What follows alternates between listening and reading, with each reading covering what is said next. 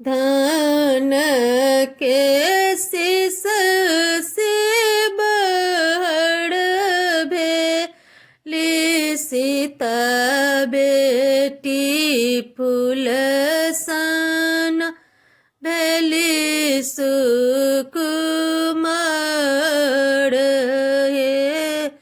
धान के शीस से बहड़ भेली सीता बेटी फूल सन भेली सुकुमार हे। मचिया बैसल छथिन बाबा से अपन बाबा दियो बाबा जोड़िया लगाइयो। मचिया बैसल छथिन बाबा से अपन बाबा दियो बाबा जोड़िया लगाइयो। हमें कैसे आ गए पोती जोड़िया लगाए बा जोड़िया लगे तिन भगवान गे। हमें कैसे आगे पोती जोड़िया लगाए बाऊ जोड़िया लगे तिन भगवान गे।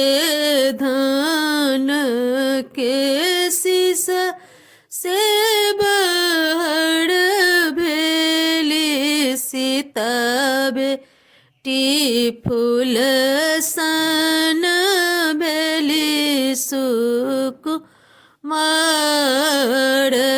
हे। धान शीस से बहड़ भेली सीता बेटी फूल सन भेली सुकुमार हे।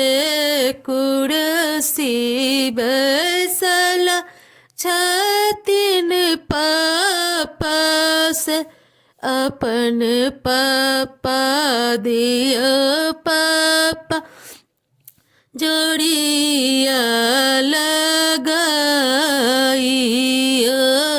हमें कैसे आ गए बेटी जोड़िया लगाए बा जोड़िया लगे तिन भगवान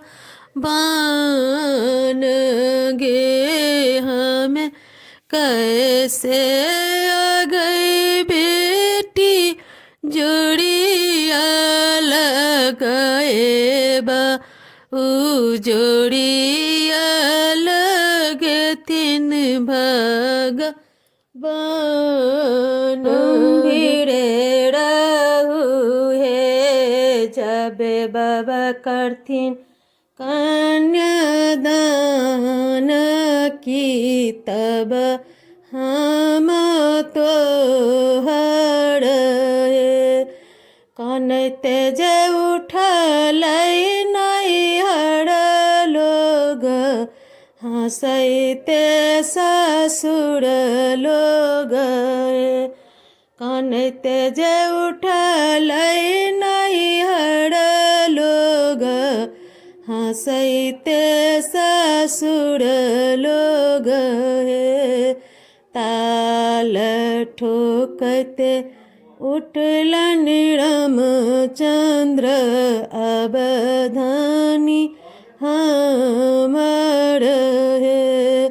ताल ठोकते उठलन रामचंद्र अवधानी हम